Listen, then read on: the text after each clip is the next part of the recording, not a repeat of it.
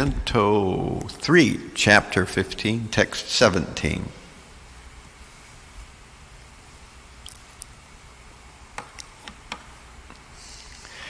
Vaimanika salalanas chatirani sashvad.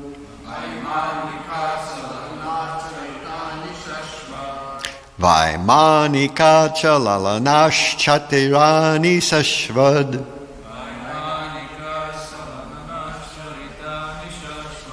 Gayanti yatra shamala kshapanani bhartu.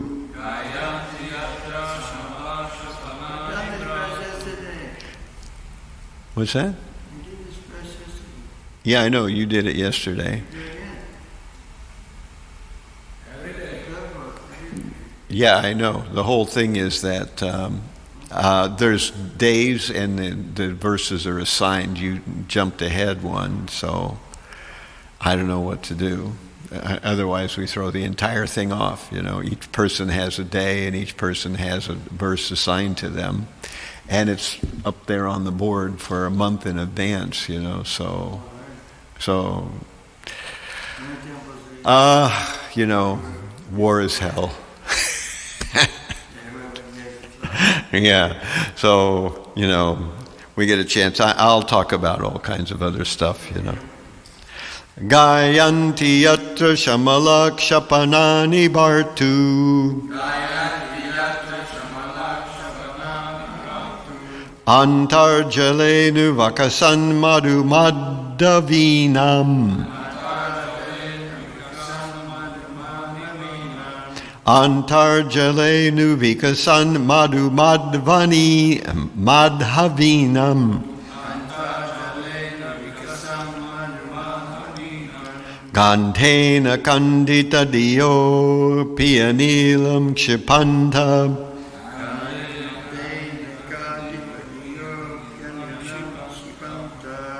Gandhena kandita diyo piyanilam kshipanta.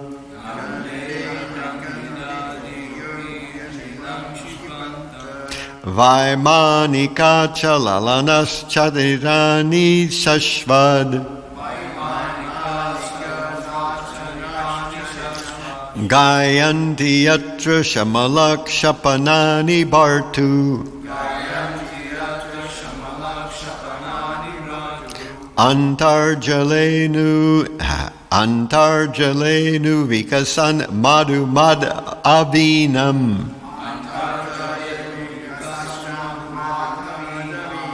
Kandena kandita diyo piyanilam kshipanta.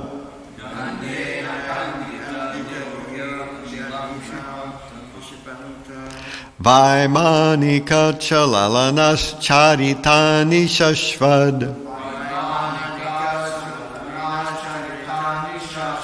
Gayanti yatra shamalak shapanani bhartu.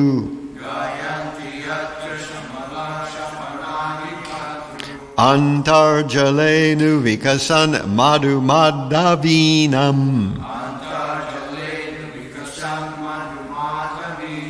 Gandhena kandita diyo piyanilam kshipanta.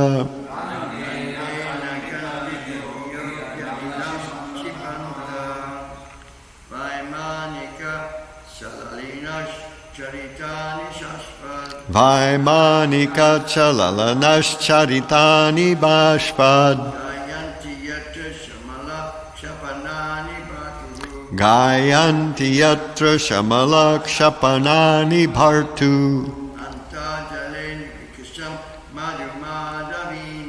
Antarjalenu vikasan madhu madhavinam. Gandhena kandita diyo piyanilam kshipanta.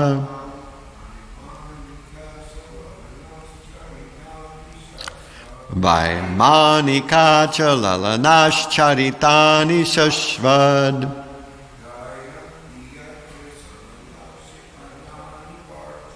Gayanti yatra shamalak shapanani bhartu.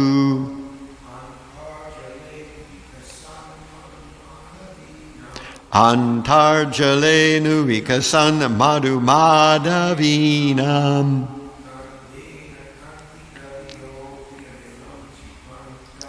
Kandhena kandita diyopi anilam kshipanta. Vaimanika, flying in their airplanes. Salalana, along with their wives. Charitani, activities. Shashvat, eternally. Gayanti, sing. Yatra, in those Vaikuntha planets. Shamala, all inauspicious qualities. Kshapanani, devoid of. Bhartuhu, of the Supreme Lord. Andhajale, in the midst of the water. Anuvikasat, blossoming. Madhu, fragrant, laden with honey. Madhavinam, of the Madhavi flowers. Gandhena, by the fragrance. Kandita, disturbed. Diha, minds. Api, even though. Anilam, breeze. Kshipantaha, deriding. So the translation reads as follows. In the Vaikuntha planets, the inhabitants fly in their airplanes, accompanied by their wives and consorts, and eternally sing of the character and activities of the Lord, which are always devoid of all inauspicious qualities. While singing the glories of the Lord, they deride even the presence of the blossoming Madhavi flowers, which are fragrant and laden with honey. So, responsively, in the Vaikuntha planets, the inhabitants fly in their airplanes, accompanied by their wives and consorts, and eternally sing of the character and activities of the Lord, which are always devoid of all inauspicious qualities. While singing the glories of the Lord, they deride even the presence of the blossoming Madhavi flowers, which are fragrant and laden with honey. So here's Prabhupada's purport. It appears from this verse that the Vaikuntha planets are full of all opulences. They are airplanes in which the inhabitants travel in the spiritual sky with their sweethearts. There is a breeze carrying the fragrance of blossoming flowers, and this breeze is so nice that it carries the honey of the flowers. The inhabitants of Vaikuntha, however, are so interested in glorifying the Lord that they do not like the disturbance of such a nice breeze while they are chanting the Lord's glories. In other words, they are pure devotees. They consider glorification of the Lord more important than their own sense gratification. In the Vaikuntha planets, there is no question of sense gratification. To smell the fragrance of a blossoming flower is certainly very nice, but it is simply for sense gratification. The inhabitants of Vaikuntha give first preference to the service of the Lord, not their own sense gratification. Serving the Lord in transcendental love yields such transcendental pleasure that, in comparison, sense gratification is counted as insignificant.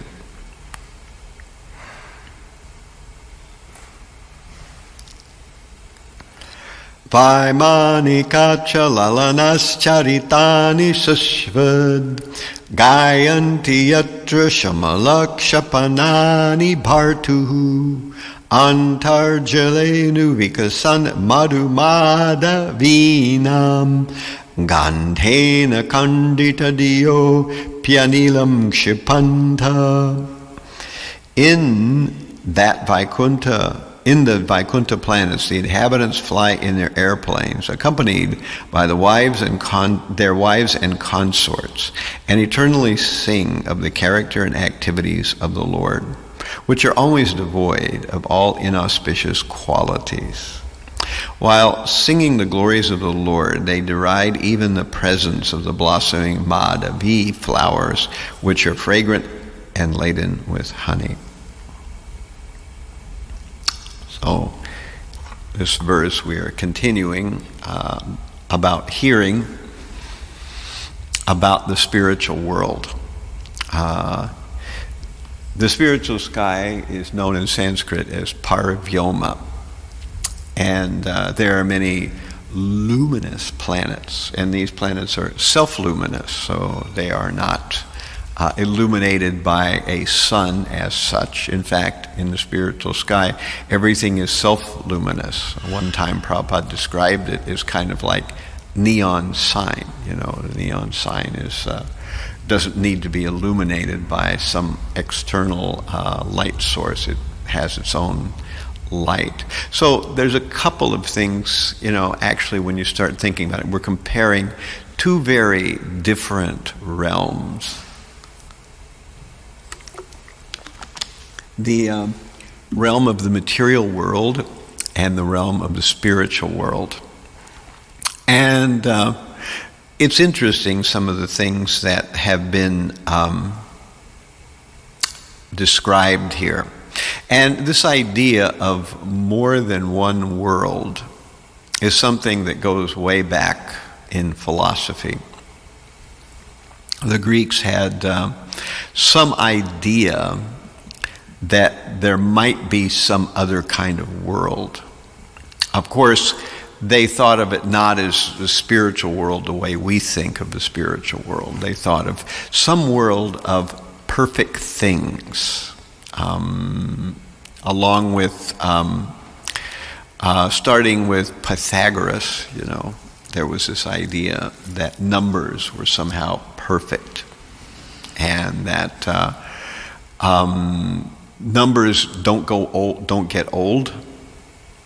They don't decay.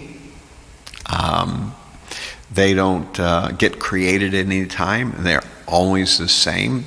So there was this sense that somewhere there must be a world like this, a world where things don't change, where nothing ever decays. Of course, this whole idea of just a mathematical world of numbers is not very palatable. I mean, you can't get very far with that. And actually, during Pythagoras' time, Pythagoras actually was part of a spiritual community. And he taught various things that were considered very strange to the Greeks at the time. He taught that there's something called reincarnation, where people are born again and again, that people should not eat meat, that people should refrain from a lavish sexual indulgence. I mean, maybe you've heard ideas like this, and they are kind of crazy ideas, right? So we start to hear that the more we learn about some of these groups way back, there must have been some kind of influence, either from India or because when two people are studying the same thing, they come up, generally speaking, to the same conclusion because they're studying within the same universe. So, at any rate. So, were there such things as Platonic solids, these ideas of certain geometric solid shapes that at least some Greeks associated with the elements, earth, water, fire, and air? So they had a cube associated with one, a dodecahedron associated with another one. So these things were considered to be perfect. And so there seemed to be some kind of perfect world, a world that everyone intuitively knows, but we don't actually see it. There was an argument in early philosophy in the Greek and Roman period about where are what we call universals. We talk about a triangle, but we never see an actual triangle. What we see is a representation of a triangle. Any triangle you draw on a piece of paper is not perfectly straight, and it has a line that defines it, and that line has a thickness, whereas actual triangles don't. So there's an ideal and what we actually see. And when the Greeks talked about philosophy, often they talked about the ideal human being, which also we don't see in the world, generally speaking. We don't see an ideal human being. So if we don't see one, where does this idea come from? So this was actually an interesting rabbit hole that you can philosophically dive down. If we have a concept of a perfect human being, or we have a concept of a perfect triangle, then where must these ideas be if we don't see them in the world around us? They must be somewhere else, in another world. And so there was this idea of an ideal world somewhere. Of course, again, this is not at all like what we understand as the spiritual world, which is full of form and variety, replete. It's way more than just numbers or ideal versions of things we have in this world. And actually, in modern thinking, we have this idea of where do the things, the words we have for, even come from? We have words for things, and these words are different in different languages. You know, in one language a word might be something, in another language it's something else, you know. Soul is a word for sun in Spanish and Italian. It's słońce in Polish. It's in Chinese. And there's a whole bunch of different things, but the word and the concept, we know what it is. So how does a child even learn these concepts when it's growing up? I mean, it's not that the mother and father takes the child around and says, there is a cat, there is a pot holder, there is a bottle, there is a kitchen sink, there is a floor, you know. Nobody learns languages like that. I mean, certainly sometimes a child will point to something and say, what is that? And someone will explain the name for that thing. But somehow our other children absorb these things. And not only that, we have these concepts. Where do they come from? And the answer, of course, is they come from the spiritual world originally. So in the spiritual world, everything does exist in an ideal form. Everyone, as we hear, every step is a dance, every word is a song, every day is a festival. So this is what the spiritual world is like. In the material world, we can see by sharp contrast that things are not like that. The spiritual world is Sat, Chit, Ananda. The material world is Asat, Achit, and Nirananda. Everything in the material world is Asat, means it's not permanent. It's Achit, which means it's not what it appears to be oftentimes. And Nirananda, a lot of things in the material world are miserable. So it's the opposite of Sat, Chit, and Ananda.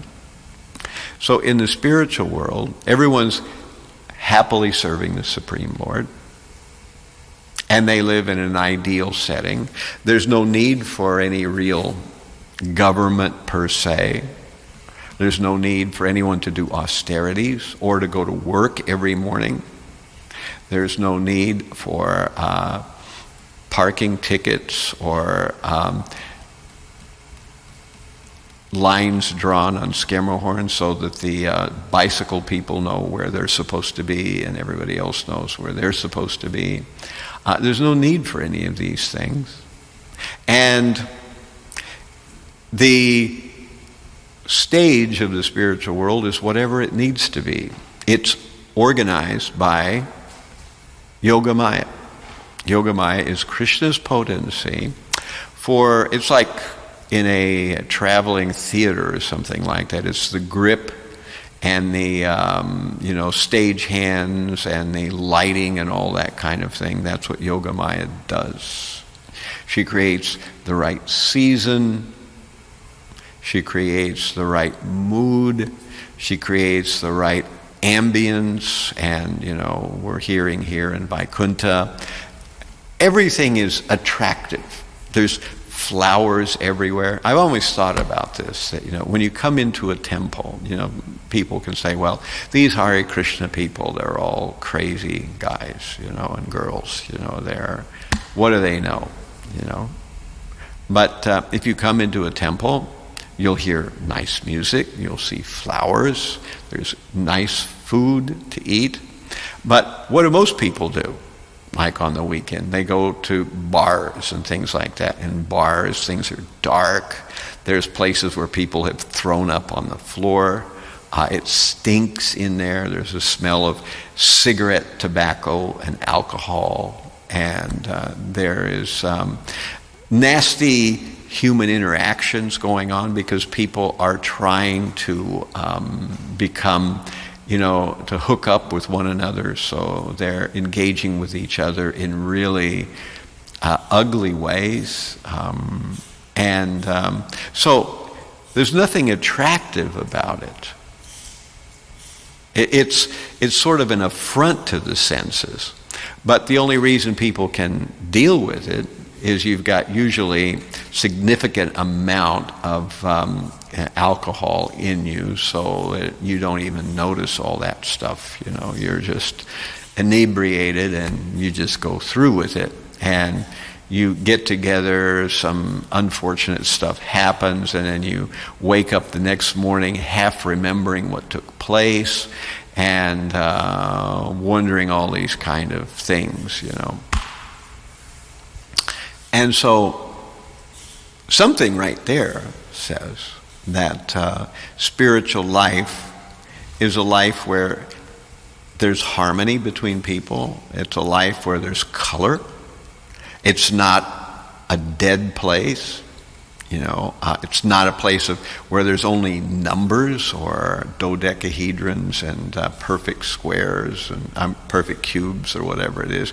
It's not a place where all the archetypes of universal concepts like tableness, like catness, like floorness or skyness exist. It's a place where there are people doing things. And the Supreme Lord is there, as we're hearing that the Supreme Lord is there. And the residents, they fly in their airplanes. And these airplanes, they don't need frequent flyer miles. They don't have to go through PSA. There's no terrorists.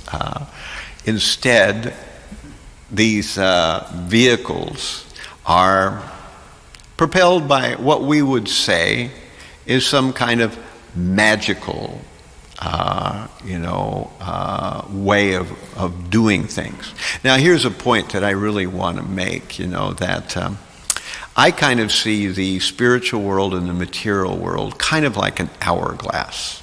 On the top, there's the spiritual world, where it has all this spiritual variety and form and activity going on. And then it slenders down to a small middle part, and then it expands out again in the bottom. You know, the idea of the 15th chapter of the Bhagavad Gita, the banyan tree, you know, that we have a tree up above and then we have a tree that's upside down below. So in the middle, it narrows, and that's where the Brahman is, the white light. There's nothing there. Now, many philosophers actually see this white light as being something very, very important. And this is why Prabhupada, and he mentions this in several of the purports, that the impersonalists think that this merging in the white light is somehow the perfection. But if I told you that next room over, there's a machine there, and if you go in that machine, you will be depersonalized completely, and you will merge in the all one. Now, and you could actually see somebody going in there and they disappear when they go in the machine. How many people would volunteer to go into that machine? You know, there's just something suspicious about merging with the one. And the reason it's suspicious is it's so completely different from everything we know. We are humans. We have relationships with other humans. And those relationships take time, and there are various rasas, or emotions that are exchanged. Now, the Brahman, no emotions, no relationships, ain't nothing happening there. It's just white. There's no you, there's nothing you see, it's not changing. Next Thursday, it's not going to be different. It's no reason for any schedules because nothing is going on there. So, how attractive is that? You know, it's not exactly that attractive. And why is it not attractive? It's not attractive because there's no form and variety. So if somewhere platonically there's a world, a frozen world, or a world of just the Brahman, there's nothing really attractive about it. Time exists. Krishna is time, as he says in Bhagavad Gita. Kalosmi Bharatarshava. So Krishna is time, and so everything happens in time. Even pastimes take time to happen. So in the spiritual world, there's time. In the material world, there's time. In the spiritual world, there's a different kind of time. In the material world, there's destructive time, where something comes to an end. And this is what bothers us, because in the material world, we have such a thing as things coming to an end. They never happen again, you know. Queen Elizabeth II is no more, as of a week ago or whatever it was, you know. So she was walking around Buckingham Palace with her corgis, and now she's in a box, and people are coming to pay respects. So the soul is going on, but she will never again be Queen Elizabeth II in that body. That will never happen again. She's on to a new life, whatever it was. In our Sabha conference, or another, that became a real topic. I don't know why, but at any rate, I'm not going to talk about it. At any rate, whatever she became or will become is another story. But at any rate, that's the nature of the material world. That things are, and then they stop being forever. You know, Dwight D. Eisenhower is never going to come back to life. We're never going to see the, signing of the Constitution, again, it happened way before. So things happen once, and then that's it. They never happen again in the same way with the same people.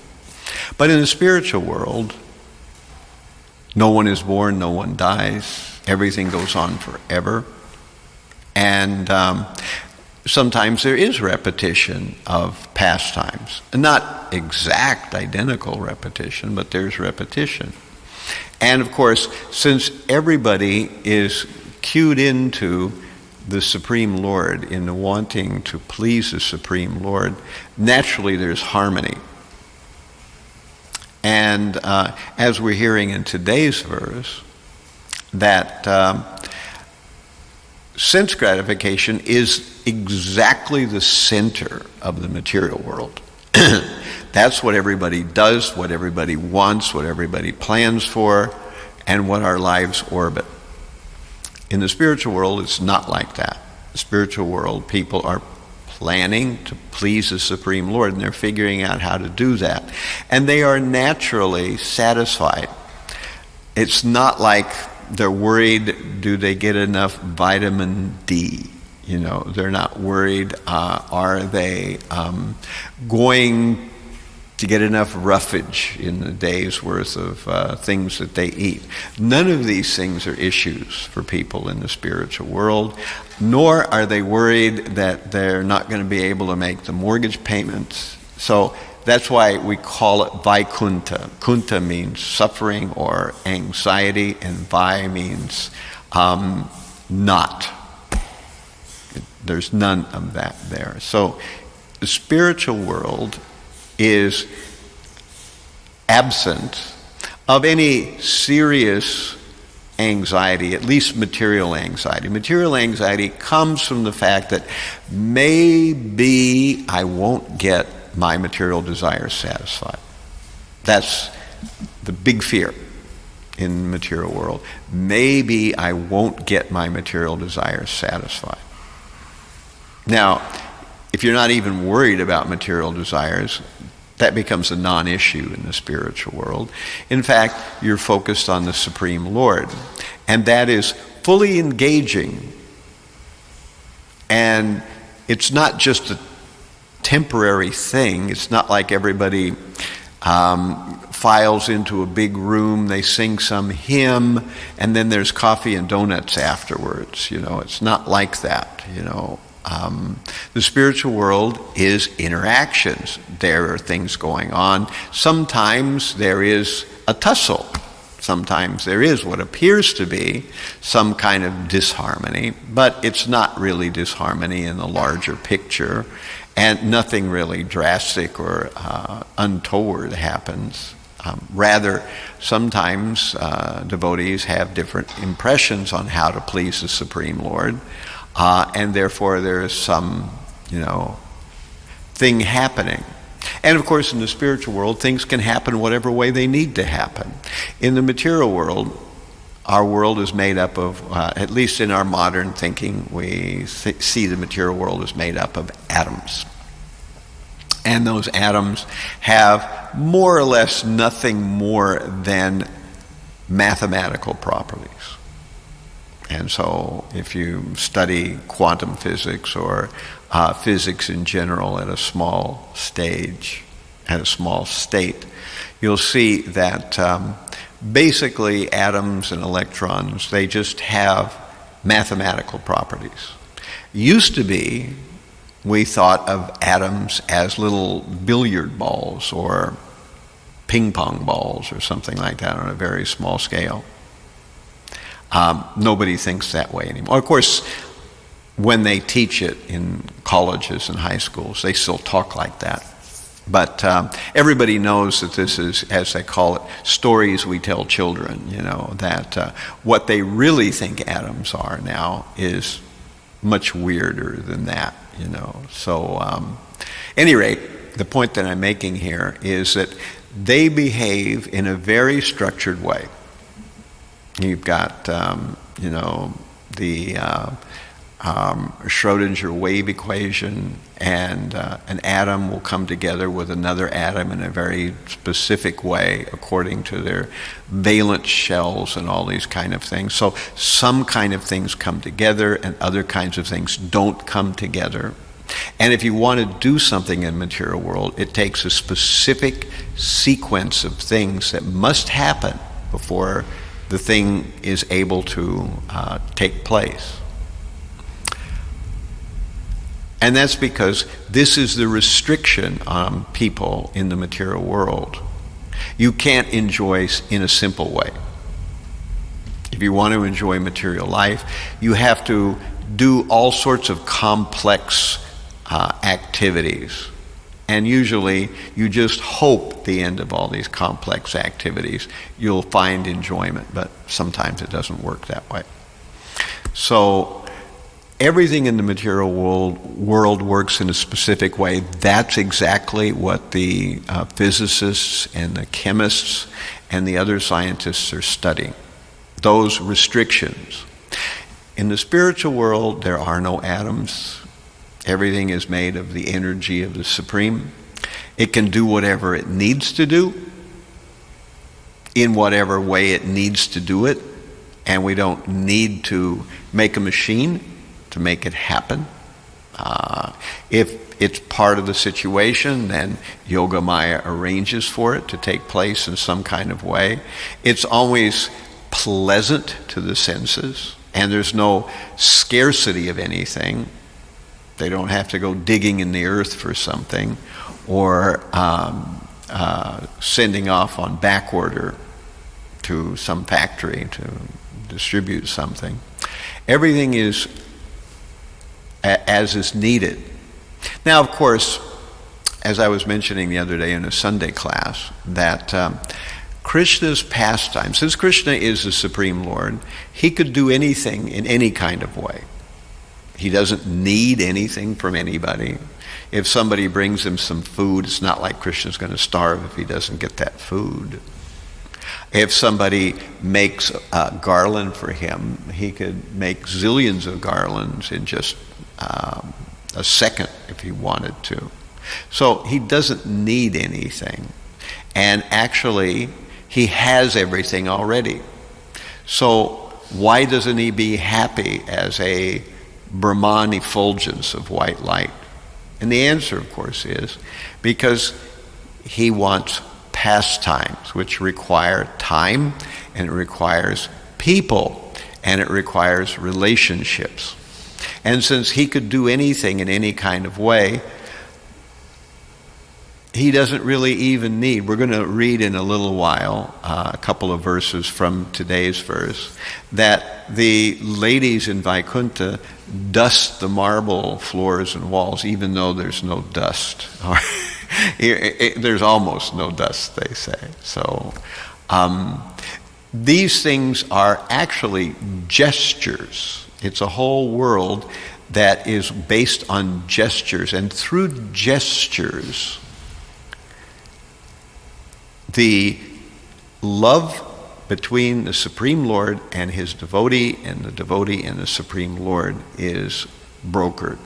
So that can happen through gestures with whatever props or paraphernalia are necessary in the spiritual world, and this is constantly going on. And so if suddenly we need 1 million gopis, they're there. If we're in a house, the house can expand if it needs to encompass more gopis or cowherd boys or whatever the situation is. We don't need carpenters. We don't need to artificially manufacture something. That's the way it happens in the material world, because we're under all these material restrictions, where if you have 10 people, they can fit in a room, but if you have 200 people, they might not be able to fit in that same room. So the spiritual world doesn't have to play by those rules. The spiritual world does not depend on the rules of physics. But at the same time, Krishna creates obstacles so that the devotees have a reason to do something for him. So sometimes Krishna and Radha become estranged from one another. There is some rift between them, and some devotees try to get them together again. We were talking about a pastime like that not so long ago, a few days ago. And so, even though there's nothing that can stop Krishna from doing anything, still he creates issues and obstacles, and those are part of the pastime, and they make the pastime relishable. Because otherwise, if everything was immediately able to be gotten or done, then where would be the interest in the pastime?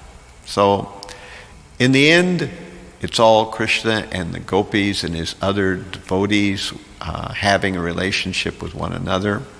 And when they do, when they have their relationship, Krishna appears to them as if he's just an ordinary person, but a very attractive ordinary person. And similarly, Krishna treats all his devotees as if they were just equals to him. In fact, they're not. This is another kind of illusion, but this is a different kind of illusion than the illusion we're under here in the material world. And so, this is the spiritual world, not just a white light.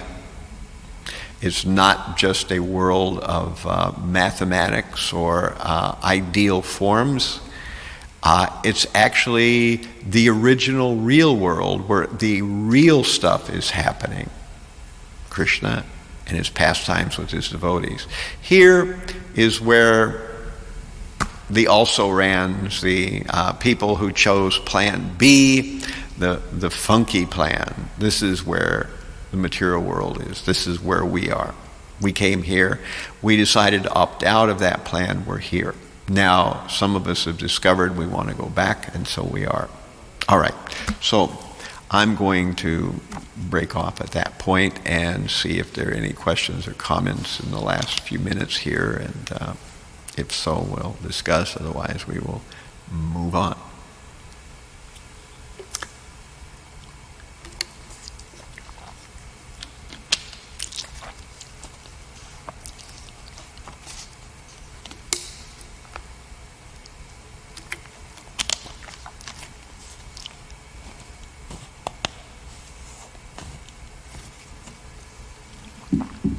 It's interesting the things that have been described here in the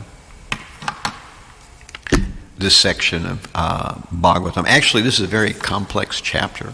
It's got 6 sections, no less.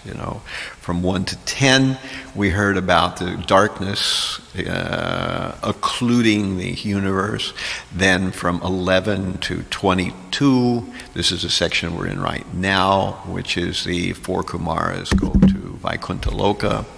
Then from 23 to 25, Brahma will glorify the Vaikuntha. Actually, what he's doing is he's glorifying the material earth plane, because everybody who goes there can have a chance to get out. And then 26 through 37 is where we find Jai and Vijay getting cursed by the 4 Kumaras, because 4 Kumaras are obstructed from going to Vaikuntha. Then from 38 through 45, that section in this particular chapter is about the Lord coming after Jai and Vijay get cursed by the 4 Kumaras. And then finally from 46 through 50, the concluding little section is where the 4 Kumaras offer prayers to Narayan. So that's how this chapter breaks down. And we've heard all this stuff about the Vaikuntha planets, that there's no anxiety there. It's Vaikuntha.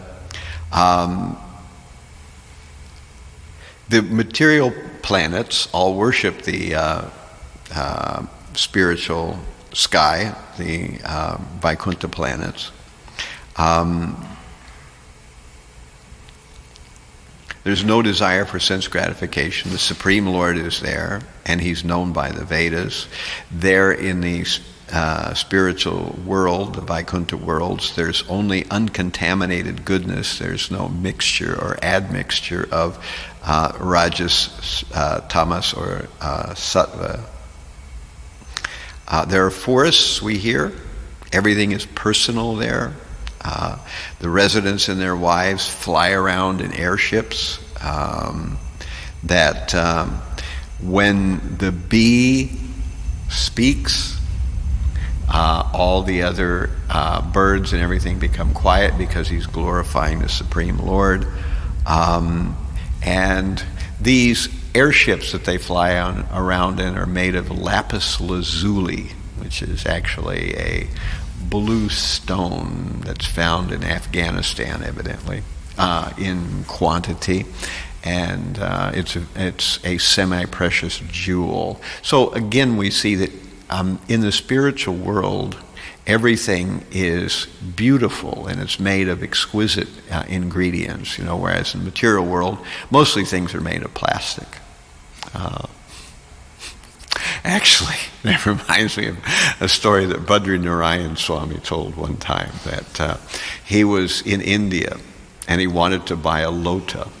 So he went into, Loy Bazaar, wherever it was. He was going to buy a lotus. So he saw lotus on the, shopkeeper's shelf there. And he said, I'd like that lota. He pointed at a brass one. And the shopkeeper said, why do you want that one? And he pulled out a bright green plastic lota. And he said, this is the best lota. And Badri Narayan looked at him and said, why would I want a plastic green lota like this when I could have a brass metal one? And the shopkeeper looked at him and said in all sincerity, because it's plastic, like America. So I thought that was really appropriate in one sense, that, some people think artificial is somehow better. And so this particular shopkeeper thought like this. At any rate, unless there's a final question, we can cap it off now. And I thank you all for your kind attention. All glories to Srimad Bhagavatam. You had a question? Yeah. No, I want to ask the obvious question. What's that? I want to ask the obvious question, but it's too late. Well, you can ask it, and anyone who wants to zap off to Prasadam. If the Vaikuntha is so nice, what are we doing in this material world? Right.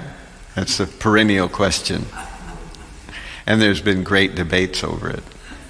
Prabhupada gives a couple of stories. There's the puffy story, and then there's the story of the horror film, There's the horror film story and the puffy story. The horror film story is that Prabhupada was riding in a car, and he saw some movie like Dracula or something like that, and he said, well, why do people go see a movie like this? It's horrible. But there's an attraction, right? So that's one explanation. The other one is that Prabhupada said that of course, what are puffies? Puffies are, rice that are, we call them puffed rice. You take this metal canister. It's in India. You'll see puffy makers, and they put the rice in the metal rotating canister, and it spins around while it's being heated up, and then they pop the valve, and suddenly boom, and immediately with the pressure being released like that, the kernels of rice, they explode into what we know as puffed rice. And I've always noticed that in India, the puffy wallahs, the people who make the puffies, are always aware when there's a child around and the child is not paying attention, so that they can get the maximum trauma to the child when the thing goes off and it sounds like a gun, you know. And so, at any rate, puffies have not much flavor. Everybody knows that puffed rice, yeah, I mean, it's not bad, but it's certainly not a big flavor. So Prabhupada said that people in the material world are like people who want to taste puffies. You know, that there's rasgulla and halava and wonderful subjis and things like that. But someone says, well, I would like to see what puffies are like. So, of course, that's another analogy that he used, you know. But in essence, what we're saying here is that there is something called causeless unwillingness to serve in the spiritual world. If there wasn't such a thing as free will, everybody in the spiritual world would be robots. Robots. So if we were all robots, then what would be the meaning of being there in the spiritual world? If you had a computer and you program it to say, I love you, I love you, I love you. You could even program it to say it at some kind of ridiculous speed, you know. But even though the computer is saying I love you millions of times, somehow you doubt that the computer actually loves you, you know. So if there was not free will, then there would be no meaning to love. And so in the spiritual world, if there is no free will, then everybody there is essentially a robot. And if we're not robots, then that means there must be some way to exercise that free will. And so, as it's usually described, there's what's called causeless unwillingness to serve. We see Krishna and think, why does it always have to be Krishna? Can't I be sometimes? And of course, ding, we pop out into the material world as Brahma. So we are still serving Krishna because Brahma still serves Krishna. He's one of the main demigods. However, now in the material world, we have our own entourage, and people are also serving us. So it's not like we pop out of the material world and go right away into the dung heap, you know. But the idea is that there's no reason Krishna forces us out of the spiritual world. There's certainly no temptations in the spiritual world to come to the material world. And it's not like it happens by accident. It's a volitional act, but it's a volitional act of intent, of wanting to be like the Supreme in the sense of being the center. And the minute we do that, we come to the material world. And of course, we come in a very mode of goodness way as Lord Brahma. But eventually, usually, most of us don't go back from Lord Brahma. Instead, we get further on into the material world. We wind up in Brooklyn or somewhere like that, you know.